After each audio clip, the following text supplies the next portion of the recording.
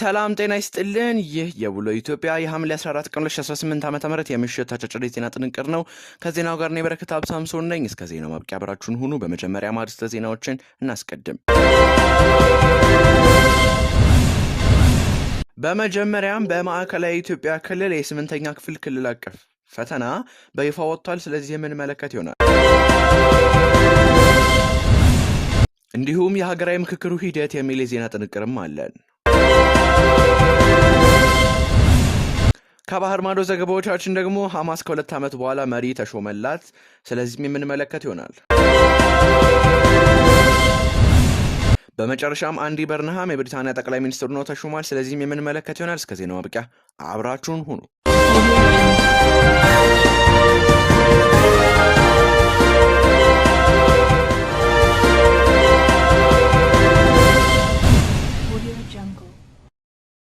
በመጀመሪያም ተመልካቾቻችን በማዕከላዊ ኢትዮጵያ ክልል የ8ኛ ክፍል ክልል አቀፍ ፈተና በይፋ ወጥቷል።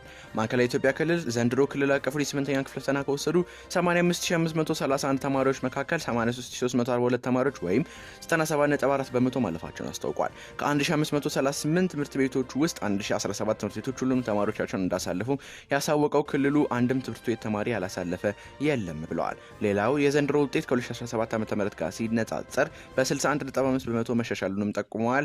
የውጤት ማያ ሊንኩን በቴሌግራም ደቡላ ዜና ፕላስ ላይ ማግኘት ትችላላችሁ። ተቋቋሚዎች በ80 ንዑስ ቡድኖች በመከፈል በተመደቡላቸው አጀንዳዎች ላይ መካከር መጀመራቸውን የሀገራዊ ምክክር ኮሚሽን አስታውቋል። የኢትዮጵያ ሀገራዊ ምክክር ኮሚሽን እየተካሄደ ያለውን የምክክር ሂደት አስመልክቶ በሰጠው መግለጫ በንዑሳን ቡድኖች የተከፈሉ ተመካካሪዎች በተመደቡበት አጀንዳ ላይ በመካከር መጀመራቸውንም ጠቅሷል። መግለጫ የሰጡት ኮሚሽነር አምባሳደር መሐመድ ድሪር በእያንዳንዱ ንዑስ ቡድን ውስጥ 50 ተመካካሪዎች ያሉ ሲሆን በአጠቃላይ 80 አነስተኛ ቡድኖች እየተመካከሩ ይገኛሉ ነው ያሉት።